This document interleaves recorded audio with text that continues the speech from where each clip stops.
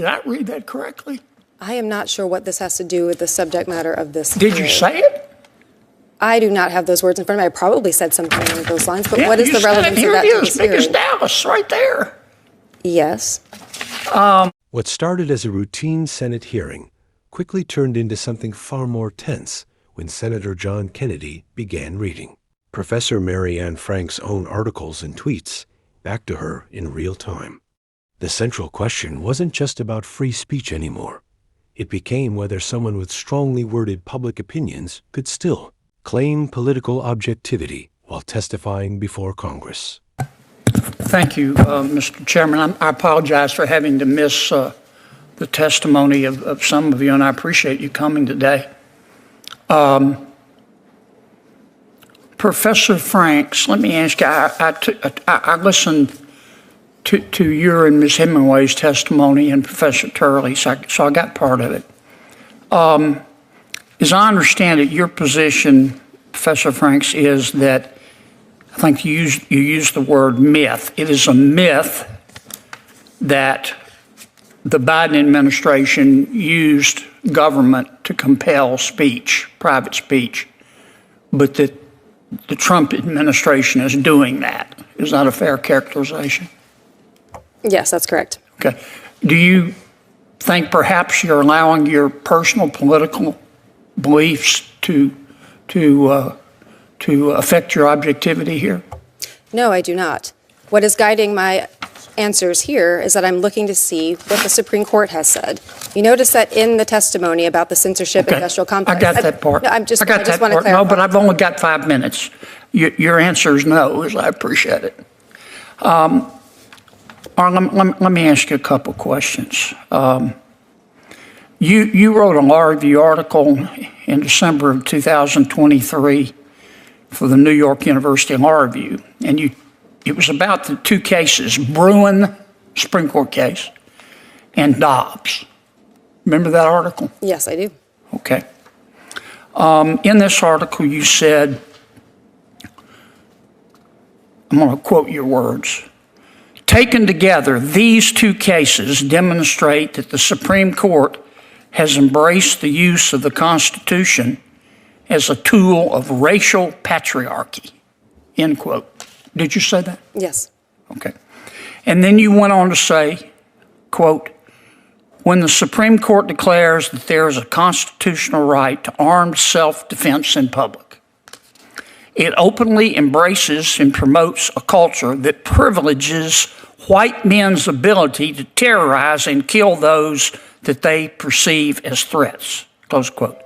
Did I read that correctly? I believe so. Thank you for reading. Okay. And did you also say in that article, I'm going to quote again,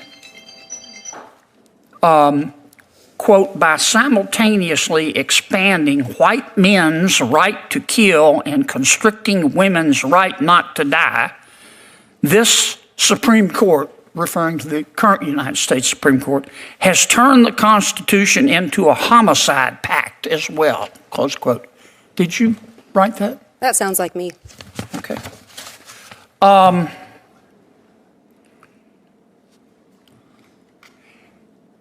In November of 2024, you tweet, don't you? I'm not sure what the current terminology is for it, but yes, I am sometimes on the social platform that was formerly known as Twitter. Yeah, you're on a lot, aren't you? I'm not sure what the relevance of that is. You try to be provocative on there, don't you?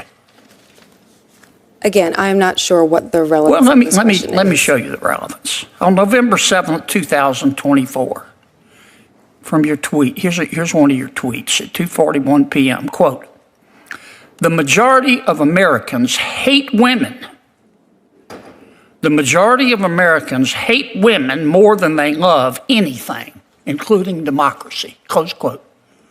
Did I read that correctly? I am not sure what this has to do with the subject matter of this. Did you say it? I do not have those words in front of me. I probably said something along those lines, but what is the relevance of that? Here it is, big as Dallas, right there. Yes. But your political beliefs don't impact your feelings about President Biden or President Trump. I don't have feelings about either of them. What I have Sounds is to me like you have your favorite feeling is anger. Let me ask you this. You issued another tweet. This was in May of 2022. You've just been tweeting up a storm. You said, quote, "There's a reason why the conservative-dominated Supreme Court thinks the Constitution does not contain a right to an abortion, but is convinced that it contains an individual right to possess firearms.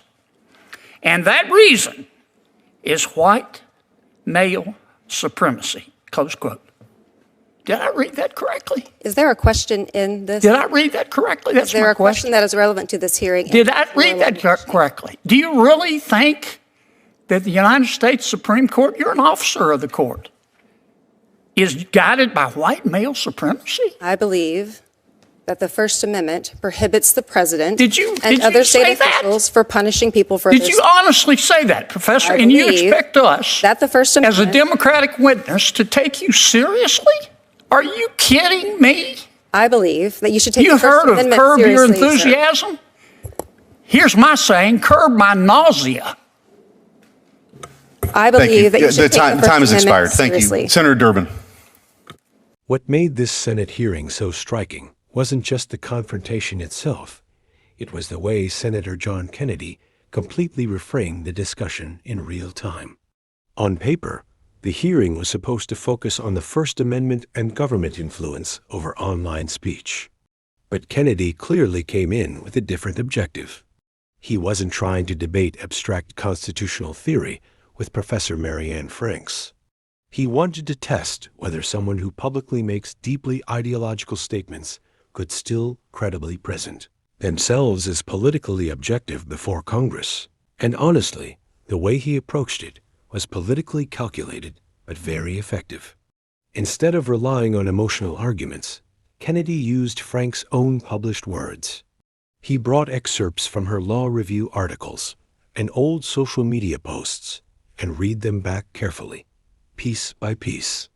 That mattered because it shifted the exchange away from partisan accusation and toward documented public statements she had already made herself. The first major moment came when Kennedy quoted passages where Franks described the Supreme Court as embracing racial patriarchy and promoting a constitutional culture privileging white male power.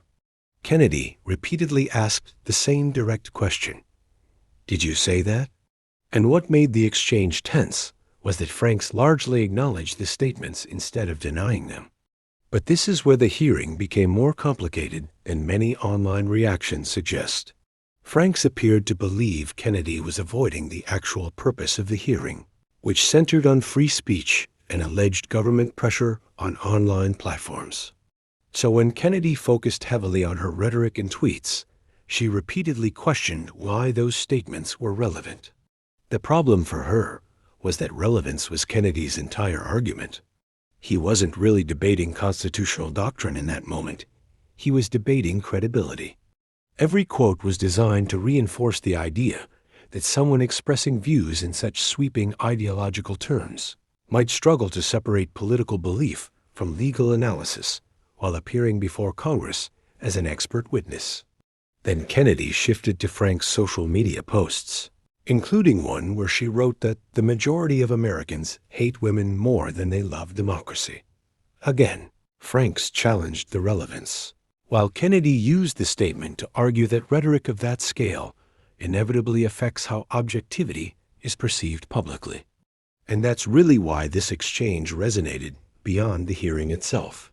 It tapped into a much larger debate happening in American politics right now: the growing overlap between academia, activism, media influence, and institutional expertise. Supporters of Franks would argue that strong criticism of institutions does not disqualify someone from serious legal scholarship. Critics, meanwhile, would argue that once public rhetoric becomes deeply ideological, the line between scholarship and activism becomes harder to separate. By the end of the exchange, the hearing had moved far beyond constitutional law and into a broader argument about bias, expertise, and credibility in modern public life. And the unresolved question underneath it all was simple: can someone publicly hold very strong ideological views and still be seen as an objective expert inside major institutions? That's ultimately why this moment spread so widely beyond the Senate room itself.